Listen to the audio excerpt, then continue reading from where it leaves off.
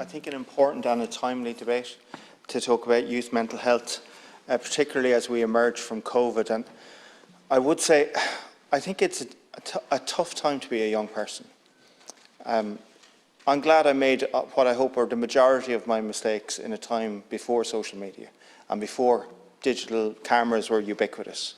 And how difficult it must be now growing up when you're constantly trying to compare yourself against unrealistic norms that are being presented in front of you constantly. And if it was there before COVID, well, COVID has very much exacerbated matters, because we know that our children and young people haven't had the level of social engagement that would be normal for people of that age, that they've retreated to their rooms, they've retreated to social media. And something that we have to address and we have to face up to is that the algorithm is nobody's friend.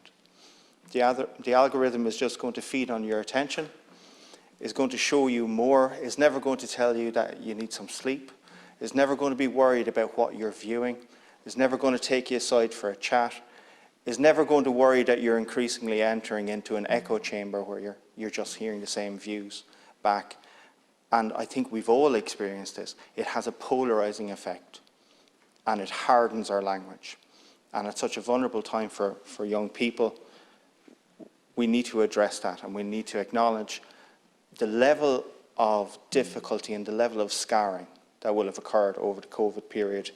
I think we've gotten better at talking about mental health. I think our young people have a vocabulary that I wouldn't have had at their age, but we're still not great, and we still need to provide services. And in the short time available to me, I just want to point as well that there is an urban-rural divide here. If you grow up in a city, it's easier to find your tribe, you have more choices. But if you're out in a more countryside area, and an area you know very well, Minister, so out around Dungarvan, Tallow, Cappoquin, places like that, it is more difficult to access the services you need. Even in a physical sense, there's not as many services, and if you have to travel to access them, it makes it more difficult, and it is more difficult for you to find your tribe in that way. So one of the things, as well as addressing the COVID scarring, I think we really have to invest in mental health services, not just in our cities, but also in rural locations where it might be more difficult for our young people.